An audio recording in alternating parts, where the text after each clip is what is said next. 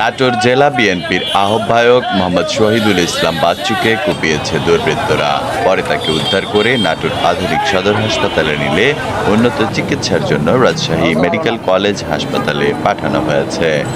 বুধবার ৩ জুলাই সকাল ৯টার দিকে নাটোরের আলাইপুর সরকারি বালিকা উচ্চ বিদ্যালয়ের সামনে এ হামলার ঘটনা ঘটে। বিএনপি চেয়ারপারসন বেগম খালেদা জিয়ার মুক্তি ও সুচিকিৎসার দাবিতে আজ সকালে জেলা বিএনপি কার্যালয়ের সামনে সমাবেশ ছিল। সমাবেশে যোগ দিতে বিএনপির আহ্বায়ক শহীদুল ইসলাম বাচ্চু আসছিলেন। এ সময় সরকারি বালিকা উচ্চ বিদ্যালয়ের সামনে এলে প্রতিপক্ষ সন্ত্রাসীরা তাকে এলোপাথারি কুপিয়ে চলে যায়। এতে তার হাত পা সহ শরীরের বিভিন্ন স্থানে রক্তাক্ত জখম হয়। পরে তাকে উদ্ধার করে নাটোর আধুনিক সদর হাসপাতালে নেওয়া হয়। তার অবস্থার অবনতি হলে উন্নত চিকিৎসার জন্য রাজশাহী মেডিকেল কলেজ হাসপাতালে রেফার করা হয়।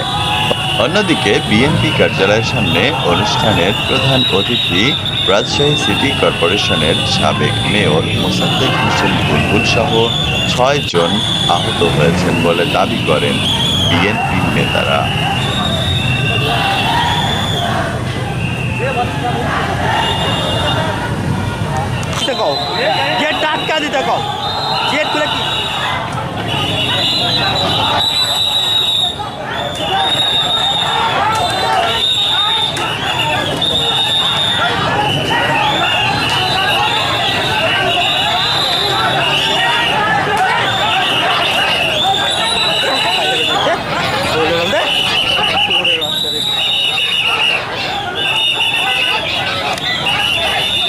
নাটোর সদর থানার ভারপ্রাপ্ত কর্মকর্তা ওসি মিজানুর রহমান বলেন, বিষয়টি শুনেছি, সকাল থেকেই আমি সহ পুলিশ সদস্যরা বিএনপি কার্যালয়ের সামনে ছিলাম। এ বিষয়ে এখনো কোনো অভিযোগ পাইনি।